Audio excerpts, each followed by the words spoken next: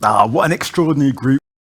Health professionals sharing their experiences and talking about the challenges they face. Yes, and we've even done a poll to see which of those challenges people are feeling the most keenly. And I bet burnout going to score highly. But the other issues are also very important. We're talking about the lack of formal research opportunities, the lack of mentorship and guidance from more experienced professionals, and not to mention, of course, the inequities in resources and opportunities across the regions. And the launch of the African Continental Strategy on Education for Health and Wellbeing has really raised the bar. Yeah. Now, great to hear so many high-level commitments in support of education and well-being. These are certainly in line with the priorities that young people have identified up as most important. So moving forward, everyone, you can now choose between two sessions. So you have a choice, right? They're either about agents of change, stories from young people on the front lines of the humanitarian response. And that session is very interesting. It's going to be covering how can we empower young people who are caught up in disasters and emergencies and ensuring that their rights are kept and building on their strengths. Then we have a second session, and that's called Ready to Learn and Thrive, promoting adolescent well-being in schools. Because as we all know, healthy students learn better, and good education is good for their health. Both sound pretty interesting. Yeah. I mean, it's hard to make a choice. But the countdown on your screens is about to begin. And meanwhile, we have a powerful spoken word poem from Mumbi Macharia. Watch her on stage at this year's World Health Assembly. It was quite a moment. See you on the other side.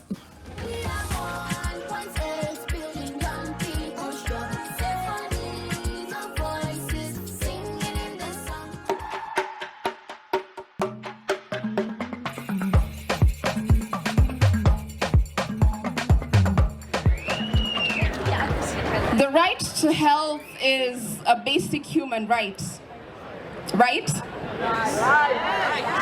The World Health Organization has 75 years of improving public health, but it's going to take each of us to walk the talk to reach the 30% who still are not able to access essential health services. Listen to the call and mean it when we join hands on the journey for health for all. So how many more movements is it going to take before you realize that fighting to have a voice should not be our own self-adventure? How many more poems, chants, before you move and give young people a chance to recognize that young people are creative, innovative, sustainable, with goals and ideas that with investments are attainable, but still you tell us to follow you and listen without questioning, but I think that says less about us and more about what you think of your own parenting. And frankly, we are tired of demanding your understanding. Our world has the most young people it has ever had. So I am calling to all my fellow young people from every part of every hemisphere to continue singing the songs that we sang last year and the year before that. We are not tired. Hatujachoka. We are inspired by the creative ways we continue to take up space. My grandmother's legacy and will is what I embody. I do not protest as a hobby. So to you, the 1.8 billion young people, keep making your voices heard, because that voice is the same one we will use to rejoice. Those voices are the same ones we will use to give others not only options, but choices. You are the moment. So with all your might, speak with the same conviction God spoke with when he said, "Let there be light." Thank you.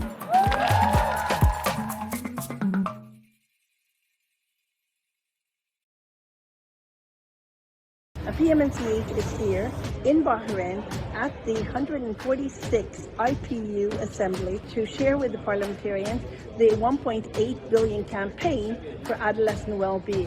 I am supporting the 1.8 billion campaign yo apoyo a los jóvenes. Para mí es muy importante el futuro para los jóvenes. We really need to drive the gender responsive solutions to, tackle all the challenges that we face. نحن ندعم 1,800,000 شخص من أجل تعزيز صحة الشباب والنساء والمراهقين. I support the 1.8 billion campaign because we need more young voices heard. Let's get more young voices heard. We support the 1.8 billion campaign. Join the 1.8 billion campaign.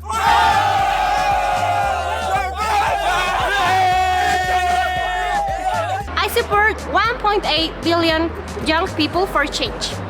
My name is Gideon Dibule, Youth Leader Township of West Point. I support the 1.8 billion Young People for Change campaign. I'm also encouraging the government to put keen attention to our educational sectors. Thanks. I'm Gloria Super, cheerleader of the last cow football Monrovia, Liberia. I'm strongly supporting the responses of the young people. We support the 1.8 billion. We support 1.8 billion campaign. Hello, we are here in Geneva, right in front of Palais des Nations for the 1.8 billion campaign. It started here right now. Join in. We want to give the young people the opportunity to share about their choices, to share their plans, to share their needs about how they want their health and well-being to be improved. Our role will be to get governments to commit to improving the lives of the 1.8 billion adolescents in the world today. We are going to advocate for adolescents 1.8 billion campaign. There we go. Let's start now.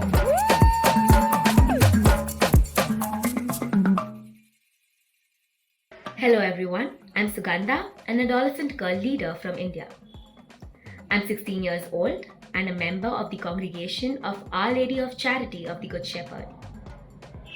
My participation in the Adolescent Girl Town Hall was motivated by the lack of transparency and support systems for adolescent victims of gender-based violence in my community, which stems from our autonomy being ignored. It is imperative that all stakeholders, including member states, support our efforts to enhance adolescent well-being. A key area where they can assist us is by creating safe spaces where the victims of gender-based violence feel safe and protected. Thank you.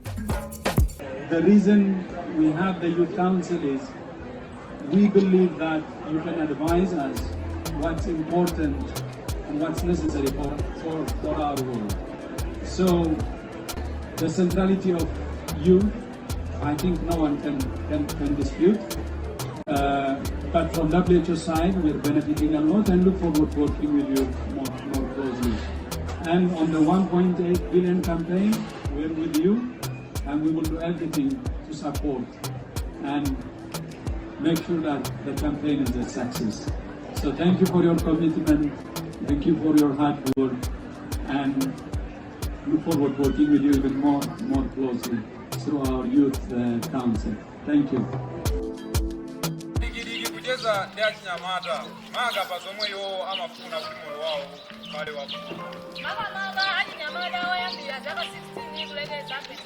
$1.8 billion young people for change. Tikufuna maganizo athu ambeke. Inu mukutipo bwanji. Tikufuna maganizo athu abwire ntchito ngati achinyamata. Achinyamata, maganizo athu lofunikira. Ndipo ndi bwino wadziwitsa amaudindo kunena kuti adziwe zimene kuyenga achinyamata timafuna njengo alithandize. It's high time now to stop and reflect the voices of adolescents and young people in Malawi and over the world. 1.8 billion young people for change campaign. Yeah!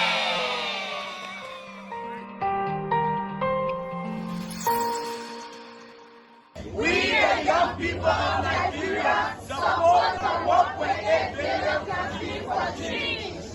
We support 1.8 billion.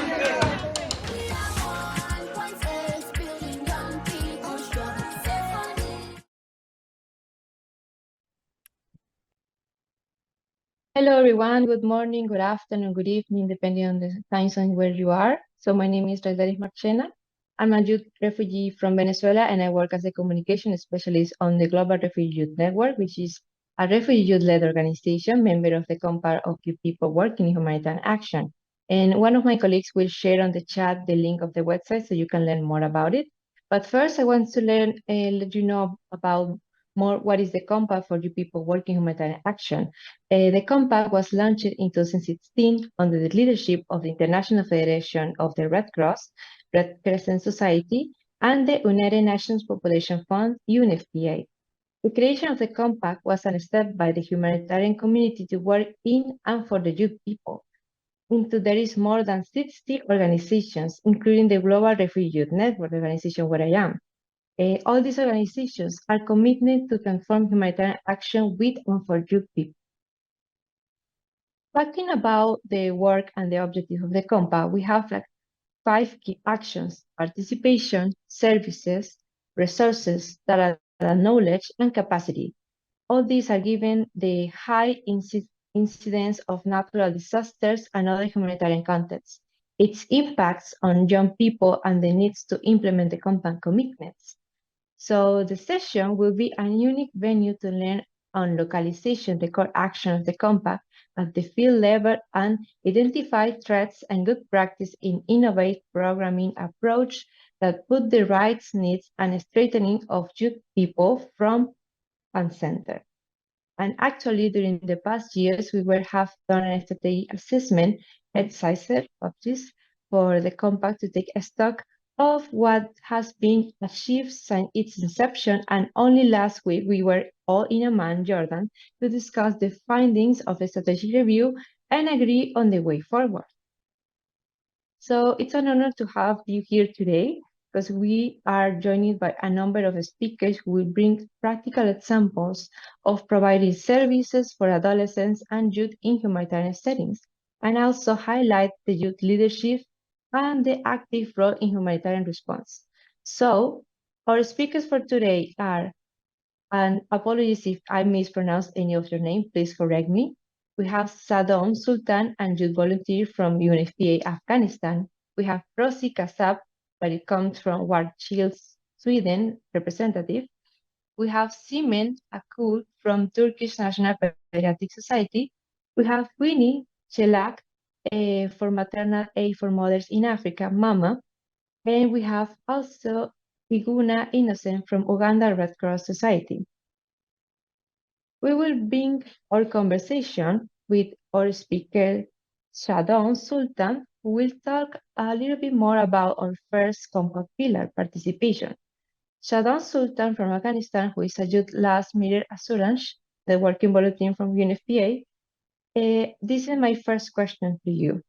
Why do you think youth engagement and participation in humanitarian response is important? Please tell us about your experience from Afghanistan as a youth volunteer with UNFPA, and what is the importance of this experience to you? The floor is over to you. Okay, thank you so much. Greeting to everyone. I'm Juandun Sultan from Herat, Afghanistan, volunteer on LMA in UNFPA. Young people are the main power and strength of a community, especially in Afghanistan, considering 63% of population being under 24 years old. By uniting and sharing each other ideas and experience, youth leadership can create great power, and this power can bring positive change in a society. So especially today, as my home city of Herat was hit by the devastating earthquakes on Saturday, young people are the forefront of the response. People are the most important thing about our young people is that youth choosing among community members have higher chances to engage with their peers and maintain a humanitarian responsibility, have an understanding and a sense of belonging toward every member of their community, which can be very effective in addressing the urgent need to affected populate and for the future development of the society and youth themselves. So we know Afghanistan is a country where the population face many problems. So young people, especially adolescents, girls, and adult women, are the most vulnerable segment of the society.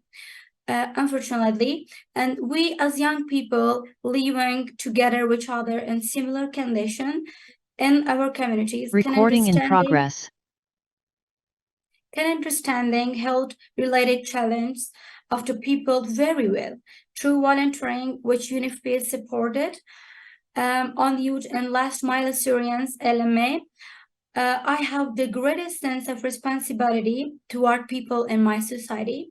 I supported the distribution of UNFPA provided humanitarian medical assistance to the hospital, clinics, and family health houses, together with other volunteers in my city, women's girls. And we also assist in awareness raising of UNFPA of communities commissions. Even today, I was part of the youth volunteers to support humanitarian aid distribution for people in my city, Herat, to support those affected by the strongest earthquake we had.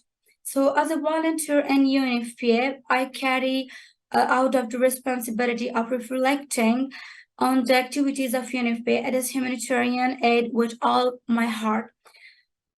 Talking with beneficiaries, understanding their problems, and raising their awareness of UNFPA communities that could solve their problem is the most important thing about my work.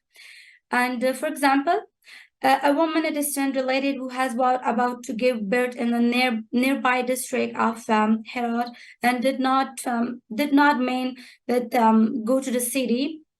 I made her aware about the FHH in your district, and I made her aware about FHH in her district. She was grateful to UNFPA for her safe childbearing, and learning point from my volunteering work is seeing a direct impact. Additionally, I get to know different cultures and different customs and people, and I enjoy to helping them. So it also raised the level of my responsibility and my seriousness at my work, and make me grow to carry on bigger duties. It increased my level of awareness as well as add to my experience. And I have a key message to all of you that remember, the future belongs to the youth, and their involvement in building their communities is essential for a better tomorrow. Thank you for your hearing. Thank you so much, Sandon, for your contribution. It was really powerful, and there is a lot we can learn from your experience, and we are grateful for you for your time. So now I would like to introduce our next speaker, Rosie Kassab, who will speak us about the services. So Rosie Kassab was born in 2021 and worked as youth coordination at World Child Sweden, and Rosie is also a member of the Nordic Youth Network on Mental Health and Psychological Support. Rosie also participated in several international events on the importance of engagement youth humanitarian response, with main focus on the psychological support.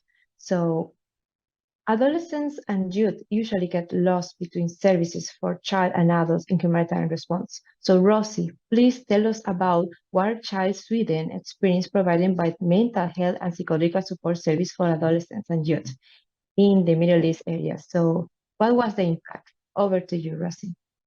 Thank you. So hi, everyone. My name is Rosie Kassab.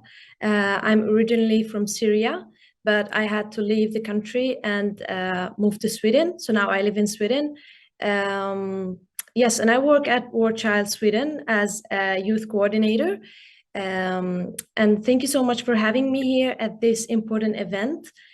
So as you hear from our name, we work with children and youth that are affected by armed conflicts. And this is unfortunately not a small group. we are talking about roughly 240 million child who grow up in a war.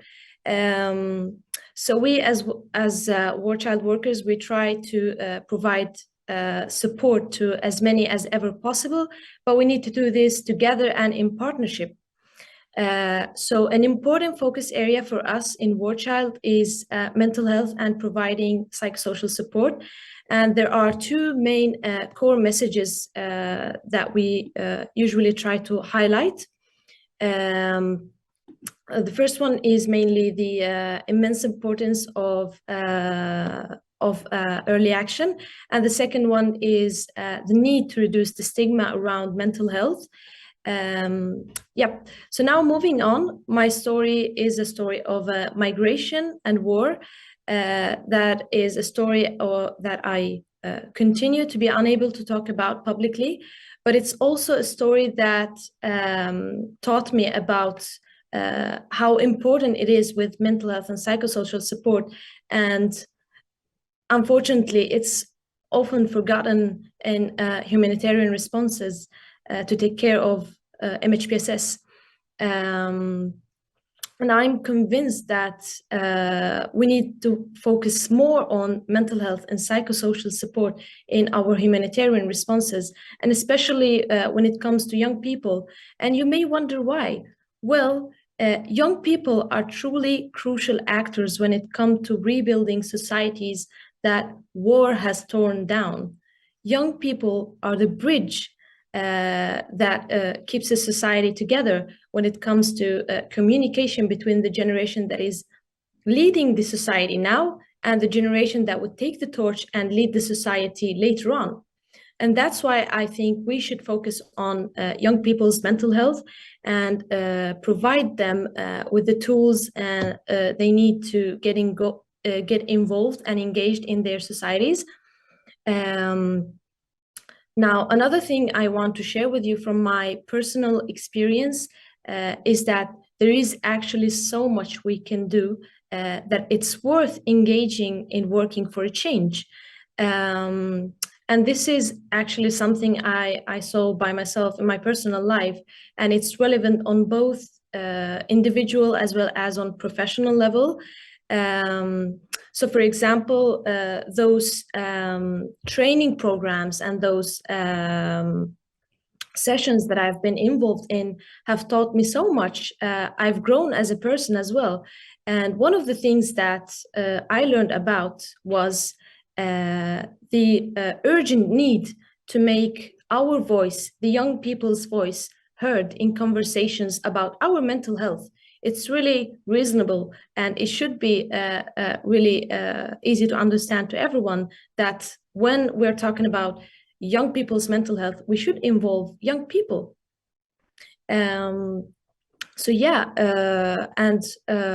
Moving on, I want also to mention that I started as a participant in War Child activities, but now I am working with them as a youth coordinator. And also, among other things that I've been actively involved in, I'm working to establish and build a Nordic network for youth to talk about mental health and psychosocial support. And I think it's really vital and crucial to have such a network where we young people can support each other to lead conversations about our mental health with stakeholders and decision makers. And it has been really great to see that there is a growing interest in adolescent mental health. And I think really this is only the beginning of a journey toward putting more emphasis on our mental well-being, and that we all can contribute to that in a way or another. That was all from my side. I want to conclude also by repeating our core messages that we as War Child see as central points. So mainly first, the importance of early action. So let us take care of our mental health right from the beginning. in humanitarian responses, and also the need to decrease the stigma around mental health. It's not really dangerous to discuss and talk about negative feelings and mental issues, but it could be life-threatening not to do it. So yeah, that was all from my side. I hope my presentation was inspiring to get you on in this journey and to make young people's mental health a priority in our societies. Thank you all for listening, and thank you for having me here on this platform and this important event. Thank you so much, Rosie. That was really inspiring, and we would like to hear from you and from your experience. Now we will hear from Sinem Akbu, a professor of the pediatric at the Division of Adolescent Medicine at the Hacettepe University, who will discuss the humanitarian response of the Turkish National Pediatric Society to the Syrian refugee crisis and offer a model of action that other medical organizations can adopt in similar situations. So building on the capacity of organizations and services providers to provide youth-friendly services is key to ensure inclusive and effective work with and for young people. So Sinem just shared a video with us, a video recording where she will tell us about the Turkish National Pediatric Society standard approach working in medical professionals in adolescent care. So over to the video. Hello everybody, my name is Dr. Sinem Akgül and I'm going to discuss with you the humanitarian response of the Turkish National Pediatric Society, which was formed in 1958 by Professor İhsan Doğramacı and aimed to improve pediatric healthcare and enhance the progress of pediatrics both in Turkey and also globally. Our society also provides critical services when faced with a humanitarian crisis, and the most recent is its role in the Syrian refugee crisis, and it has aimed to ensure the health and safety of all displaced children and adolescents. To do this, it has had two steps. The first one was to visit the affected area to understand the needs of both healthcare providers, children and youth in this region, and then to develop an action model. Here you see pictures from the field visits conducted, and this was one of the first ones in 2015, alongside representatives from the IPA and the Ministry of Health. And here you see the most recent visit, which was conducted in November 2022. After gathering information of needs from the area, a model action was developed, and this was also represented as an action model for other national pediatric societies and was published in Pediatrics in 2019. This action model had three steps. The first one was to implicate the education for both healthcare providers, families and adolescents. The second was to raise social awareness concerning this problem. And the first one was to develop research which could then be used in advocacy. When we have a look at what the society did concerning the education of healthcare providers, family and adolescents, our society has regularly planned local training since 2012 for not only paediatricians, but also family physicians and general practitioners in the area. Many different topics have been discussed with providers from this area, and one specific to adolescent health is discussing the psychosocial problems of youth from this area. Our society also trained and educated refugee mothers and adolescents regarding topics that they, after having interviews with them, the topics were identified. And again, topics like breastfeeding and vaccination, and for adolescent psychosocial support was conducted. And here you see photos of these training sessions conducted in the area. Our national pediatric congresses have also discussed the refugee problems of Syrian children and adolescents since 2013, and we also organised a refugee mental health workshop which had representatives and speakers from not only Turkey but also from the IPA and Save the Children and also the IAH. And participants were from all over the globe representing their own pediatric societies. The second step of the action plan was raising social awareness, which is extremely important. And we did this through a project called Everything Starts with Love.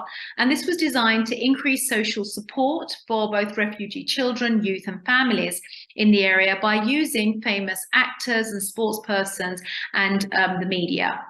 The third part of the action plan was research, as I mentioned, to increase using data to use it for advocacy. And although many research projects have been conducted and published, the one I wanted to discuss with you was the one on adolescent mental health. And a study we conducted showed that mental health had been compromised in these teens.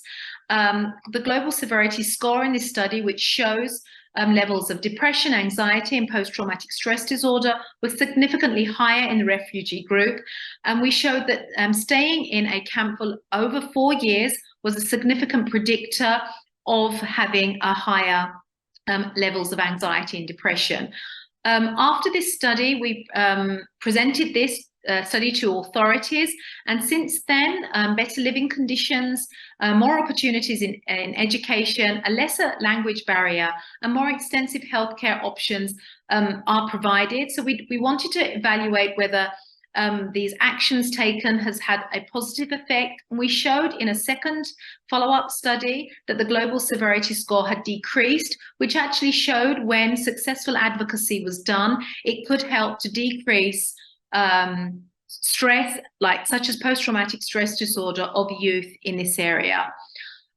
We believe that it's a primary role of all pediatric societies to act as both educators and advocates at times of crisis. And we believe this model that I've presented you today by the Turkish National Pediatric Society can be implemented by other national pediatric organizations when humanitarian response is required. On behalf of my society, I'd like to thank you all for listening. This was a very, very great example of the Turkey action of the compact capacity. Thank you so much, Simon, for just sharing this with us. So we know that climate, conflict, and their impact on well-being in Sub-Saharan Africa are very vivid. Now we have Winnie from the Maternal Aid of Mothers in Africa that will talk us about their innovative strategies to mitigate negative impacts on adolescents' well-being, promoting resilience and positive values, and share recommendations for addressing this challenge. So Winnie, over to you. Thank you so much. My name is Winnie, and I am a co-founder of Maternal Aid for Mothers in Africa, CBO, which works with pastoralist communities in Kenya. And one of the biggest disasters that we face in our community is that because of climate change, we've experienced drought, we've experienced flooding, which takes away our livelihood, which is pastoralism, livestock keeping. So as youth, we've had to regroup and think about different strategies in which we can, one, create other sources of livelihood, which is literally the cornerstone of survival, to access basic needs and to survive. And unfortunately, one of the other consequences of your livelihood being taken away is there's a lot of conflicts arises. So we've experienced a lot of issues to do with cattle rustling. But if you look at it, pastoralism is the cornerstone of our culture. So a lot of things have come in place because of that. And I want to just set the stage a little bit. Like I've said, we know that climate change is one of the most pressing challenges facing us today, and it affects ecosystems, economies, societies on a global scale, not just for us. And the impacts are felt across all borders and boundaries. So as Mama, we have tried to really come up with strategies to help the youth to adapt the different effects of climate change. And we firmly believe that young people, they're the torchbearers of our future, and they play a very pivotal role in understanding climate change and developing innovative solutions. So some of the things that we have put into place, one is supporting young people. So one of our commitment to this mission is evident in the way that we actively support young people in their journey towards becoming climate champions. We believe that empowering our youth with knowledge, skills, and opportunities is the key to sustainable climate action. And one of the ways that we do this is we do a lot of climate change education. I come from a community where education rates of getting formal education is very low because we also don't have infrastructure like schools. So we, first and foremost, we understand that education is the cornerstone of any meaningful change. So we educate people, young people, about climate change as a fundamental building block of their capacity to participate in any climate change adaptation and mitigation programs. So our training sessions usually go beyond theory. So we look at the context of our community and incorporate hands-on demonstration and examples of climate change effects and corresponding solutions, which is not hard because we actually feel it. The other thing we do is involve the youth in research programs, because we understand knowledge is not enough. So we work together with young people in research programs where we engage them in community research to help young people understand the local challenges and the resources that are available to combat climate change and its effect. And one of the things that we are really huge on is creating alternative sources of employment and income. And one of the things that has worked for us is that where I come from, the community we work with, they produce one of the best honeys in the world. And helping the community understand, and especially the young people understand, that this is something that is will need not much effort, but will give you a little bit of an income so that you're able to provide for your basic needs, has been one of the greatest successes that we've had. And still on this, on beekeeping, what we've tried to do is to leverage youth expertise. So not only are they bringing practical experience, but also professional expertise, indigenous knowledge that has been passed from our elders to the young community. So looking at what are the different options that we have, that we don't have to really struggle so hard and use less resources, but still be able to mitigate the effects of climate change that has had within our community. So I'll just go back and talk a little bit about the beekeeping initiative, which is a very prime example of how young people, women, elders, the entire community really comes together to support each other. And we've successfully incorporated indigenous wisdom, leading to increased hive productivity and general growth and wellness for our community. I'll leave my presentation at that. Thank you so much. Winnie, thank you so much. It was a really inspiring and interesting experience. Thank you so much for all your work. And as we wrap up our conversation today, we would like to hear some stories from an innovative program approach, the IFRC, Youth as Agents of Behavior Challenge, Change and Football, for development programs, engagement for young people from the front lines of a humanitarian setting. And for that, we have Iguma Innocence, a young Ribbon leader who heads the branch Youth Council of Aruas, as well as sitting in the Uganda National Youth Council as a community member. So who will share some of this experience with us, and we are so excited about it. So please, Iguna, the floor is yours.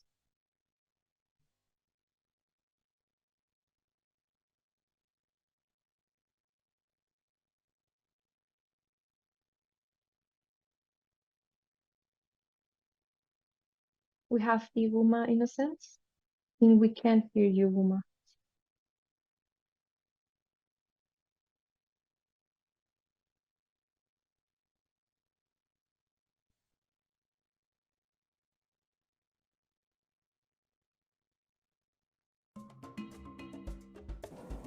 Greetings from Uganda, the Pearl of Africa. My name is Iguma Innocent, a youth as agents of behavior change and people for development, abbreviated as YABCF4D, facilitator based in Rhino Camp Refugee Settlement, Arua branch, and the Uganda Red Cross Society. On behalf of the National Society and the IFRC, I'm profoundly honored to share more with you about the YABCF4D program. Being a young person in the world today is hard. We have a climate emergency, increasing inequalities, rising rates of unemployment, a mental health crisis. The list continues. Uganda has a very young population. Mostly the Ugandans are under the age of 35 and is expected to rise in the next 25 years by double. This will put a strain on the education, health and protection systems for children and young people in the country. Uganda is a host to over 1.5 million refugees, with more than 2,000 of them in the Rhino Camp refugee settlement where I'm based currently. Despite a favorable protection environment, refugees face challenges due to displacement, vulnerabilities, dwindling resources, and overabundance of social services. The YBCF body program is a program of the IFRS that puts young people at the center of programming actually, leading, implementing, and designing the solutions to problems they face in their communities. It's put forward a community-based model of resilience using humanitarian education and sport for development to address issues of identity, belonging, discrimination, and culture, and cultural isolations. It has so far been running in 3 different locations in Uganda, that is Rwanda refugee settlements, Rhino Camp refugee settlement, and Kampala, capital city of Uganda for the urban refugees, whereby we're able to promote intercultural dialogue, understanding, and acceptance, as well as building confidence, opening new perspectives, and correcting who had lost everything and the hope for a better future. Youth facilitators in Uganda were trained in a hybrid curriculum that combines football for development and humanitarian education. The curriculum teaches key life skills such as leadership, unity, gender equality, non-violence, peace, empathy, active listening, critical thinking, non-judgment, non-violent communication, and inner peace. Young people are not only first experiencing personal transformation, but we're also encouraging them to develop their social entrepreneurship skills and leadership by creating for them chances of microgrants and making them promote their own ideas, creating positive change in their schools, families, peers, neighborhoods, and the broader world. The transformative power of this project through sport has been evidenced through a lot of examples. We had some young people in Rwanda refugee settlement who had lost hope in life and wanted to commit suicide. Through this project, they were able to realize that there is life to live again in this world. In other refugee settlements, leisure has been spent by taking drugs, alcohol, among others. Through the power of this project, we were able to convince these young people to adopt other better means of leisure, like football, like engaging in peer mentorship through educating each other on issues to do with drug abuse, teenage pregnancy, among others. This has so far improved their mental well-being and general well-being at large. Other positive impacts of this project has included a culture of tolerance and acceptance between refugees from different tribes as well as host communities. At the beginning, many community football matches would end in violence, but as the project goes on, the clashes have reduced and community members cannot be seen holding banners with messages of peace. Sport has so far created a space for young people to come together. It has helped create a peer support network and build a sense of community, led to healthier lifestyles, improved engagement, and enhanced pro-social behaviors. With the general saying that youth are the leaders of tomorrow, we see this project showcasing that youth are the leaders of today.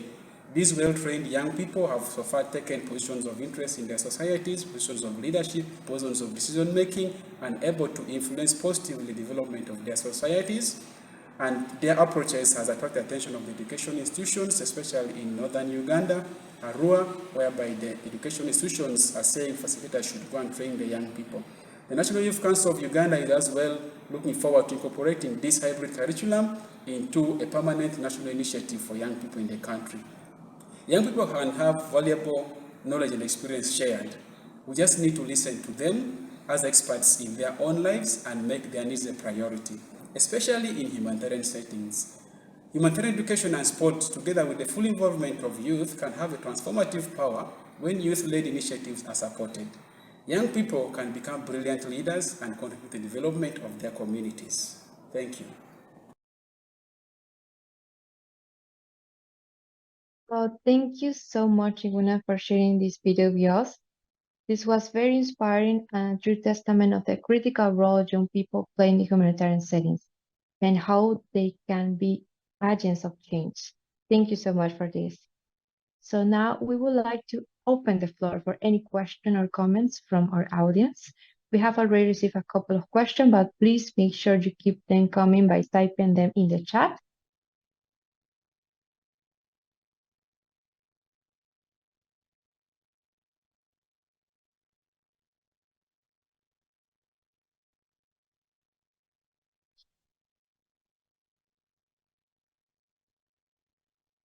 Okay, so we're going to have first question. So the first question is, What element is missing for a meaningful inclusion of more young people in humanitarian action?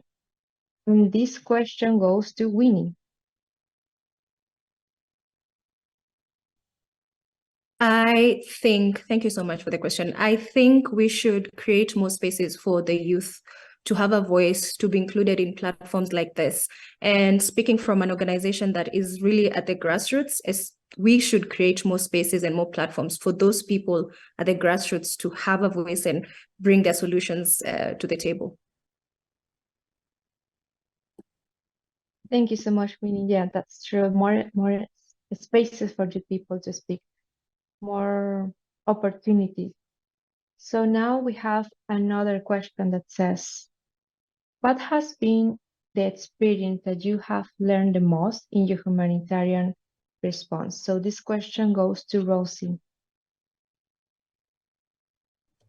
Yes, thank you so much. I think it was during one of my participations in one conference in Holland that we were talking like about it.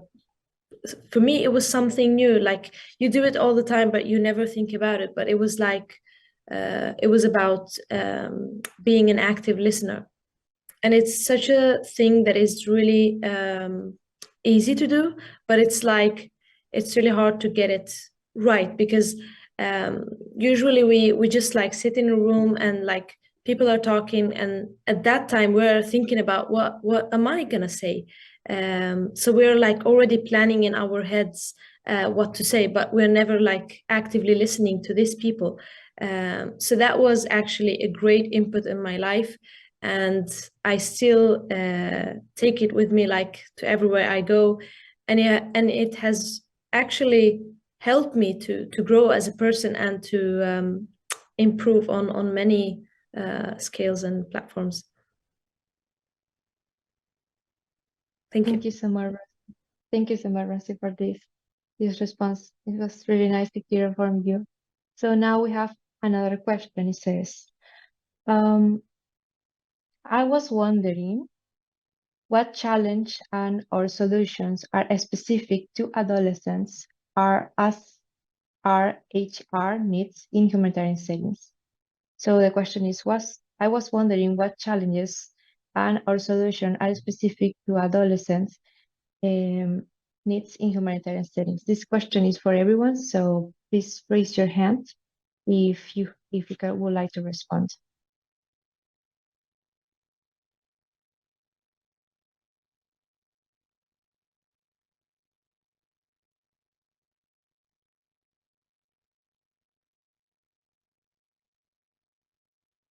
What challenges or solutions are specific to adolescents needs in humanitarian settings?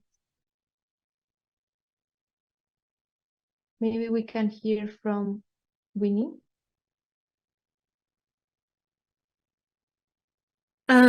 So from us, some of the challenges that we've experienced is with the lack of education and a lot of cultural differences that we need to consider. Some of the sexual reproductive health services are not really received well, especially by the youth, like I said, because of cultural influences. So some of the challenges that we definitely experience is a lack of knowledge and really just navigating the cultural differences, but also just sitting and understanding that we are not imposing and we are coming together, we are coming up with solutions together. So we've had to do a lot of participatory or co-creation and a lot of dialogue with the community, and not just the community, but also just involving the men, involving the women, and understanding it's a whole community and the youth are not existing in a vacuum. So definitely ensuring that their voices and all the other factors are considered, and that you're not going in to impose and dictate, but you're co-creating together so that everybody can access services that is beneficial for the community. Thank you so much for that great response. It was really powerful. Thank you so much for your participation and your experience. Now I would like to call to Sultan so he can share a little bit more about your experience with the challenges, because you know you have a great experience in youth volunteer from UNFPA in Afghanistan. So if you would like to share a little bit more about the challenges in the humanitarian response, over to you.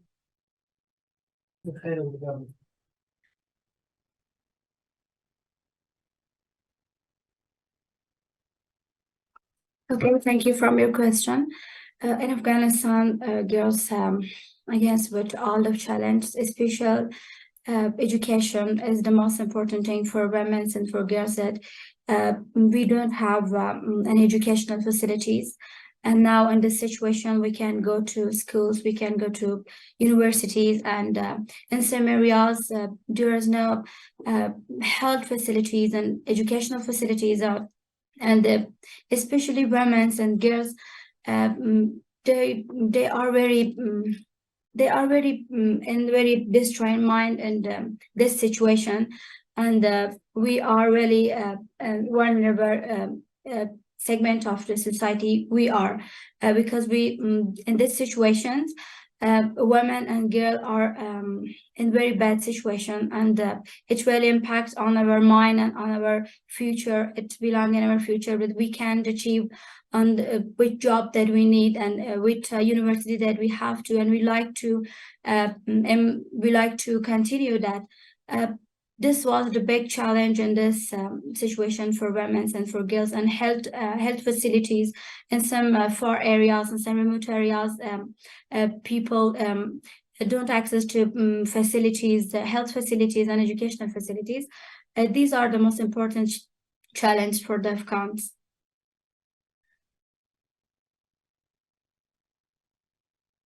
Thank you so much for sharing us this great experience and all the challenges that you have been facing in Afghanistan. It's really great to hear from you. So now we have one last question. This question is for all the speakers. It says, what would you like to say, or what do you say to a young person or youth organization that is looking to enter the world of the humanitarian action? What is your recommendation for these youth people that is trying to enter the humanitarian action or this youth organization? Over to all the speakers. I could answer first. What I'd like to say is, for example, the model we gave for from the Turkish National Pediatric Society, what we primarily did was go to the region and find out the needs. So we talked to healthcare providers in the area. We talked to refugee mothers from the area, and we also talked with youth from the area. And our primary goal was to find out what they needed from us as a pediatric society. And we found out that they lacked education, the youth lacked psychosocial support, and healthcare providers also lacked any kind of refugee training. So this was primarily the first steps that our society took to help in this humanitarian crisis. So I think one of the first steps that needs to be done is to talk to the people who need our help and find out how best we can provide good services. And so discussing what youth need from us is one of the first steps that we need to take. Thank you. Thank you so much. That's really powerful and that's really true. Now we have another question. It says, what spaces can create for youth people that will empower them, and not only empower them, but also allow them to thrive in the mental issues that they face? So this question goes to Rosie. Rosie, over to you. Thank you. Sorry, can I bother you again to repeat the question? I didn't hear it. Sure, no worries. No worries. What spaces can create it for young people that will empower them, and not only empower them, but also allow them to thrive in the mental issues that they face? Yes, I would say maybe like creating some training programs and giving some spaces where young people can create some things together, like to get this youth community in a place that where they can like have a conversation and get together and see like what they need, what are their peers need, how to engage even more youth, how to reach out to people that might have not been in the conversation from before, so that we have the diversity in our needs, so that it doesn't serve only one side or one group of us, the youth. And I would say also like training programs, and also on how to give what is it called, psychological first aid, so that we can practice that on each other as youth peers. Thank you so much, Rosie. Yes, capacity building, I'm agree, and also be able to diverse group of youth people have access to this. It's something really powerful, and also something we can take into account to ensure youth people can have access to these different materials equally. So thank you so much for all that questions. It was really nice to hear also a little bit more about the experience with all the speakers. It was really nice to hear your questions and comments. So now it's time to wrap up. So I'm going to repeat, thank you so much for all our speakers to their prudent interventions. This has been a great discussion where we have explored all this experience, the good practices and actions that support us to ensure that young people are prepared, empowered, and enabled to bank their potential and experience and be recognized as active contributors in shaping the humanitarian response. So today we can confirm that youth people is leaving a mark acting for the world and is doing really great. So youth can engage in and will continue doing the backbone and supporting the compact of youth people working humanitarian action. I will look forward to continue along this path as we deliver our 5 key commitments. Thank you so much for joining us today. From me, Valdaris Marchena, it was an honor. So please enjoy the rest of your day and continue with all your great work. Thank you so much.